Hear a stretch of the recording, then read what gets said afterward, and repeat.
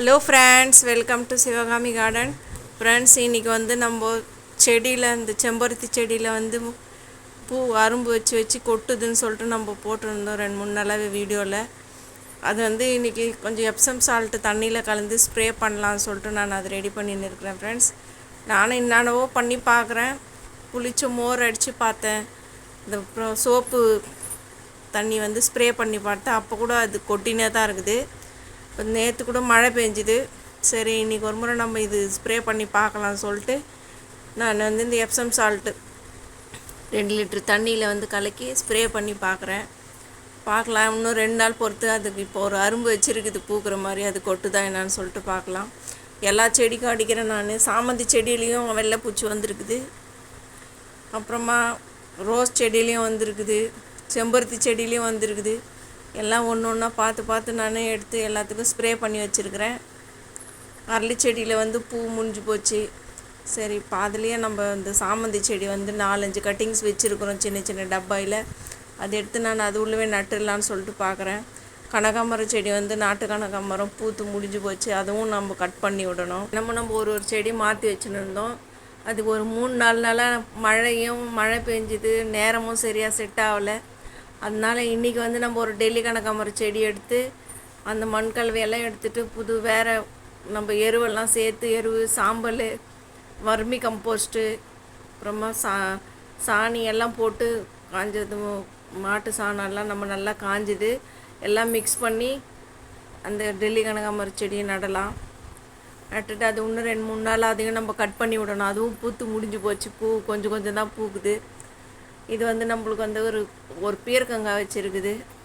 பூ வந்து நிறைய பூ வச்சுருக்குது அதில் காய் வைக்கிறதுக்காக. மல்லிகைப்பூ செடியில் வந்து எல்லாமே பூ நிறைய தான் பூக்குது. ஆனாலும் அதை கட் பண்ணக்கூடாது, அப்படியே விடணுன்றாங்க. ஜாதி மல்லி செடியும் கட் பண்ணக்கூடாதுன்றாங்க. பார்க்கலாம். அதனால் நான் அது ஒரு பெருசாக பழுப்பு ஒன்று வச்சுருக்கிறேன் ஜாதி மல்லி செடியில்.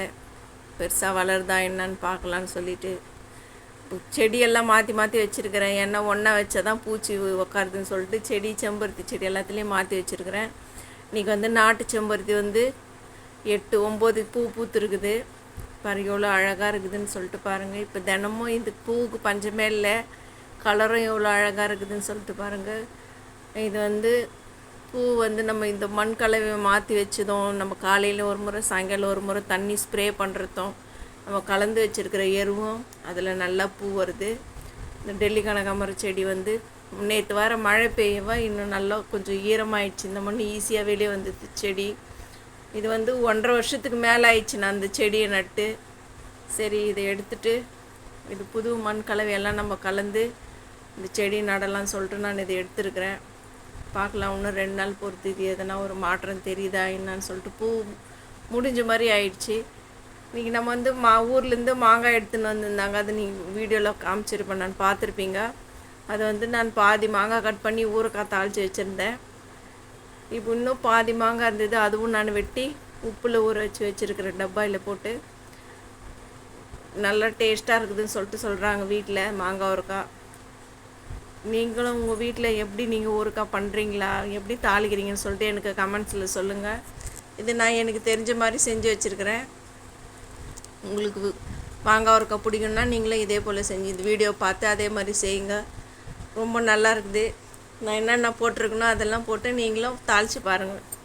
இன்றைக்கி நம்ம கார்டனில் இவ்வளோ தான் ஃப்ரெண்ட்ஸ். இந்த வீடியோ உங்களுக்கு பிடிச்சிருந்தா நீங்கள் லைக் பண்ணுங்கள், சப்ஸ்கிரைப் பண்ணுங்கள். Thank you friends.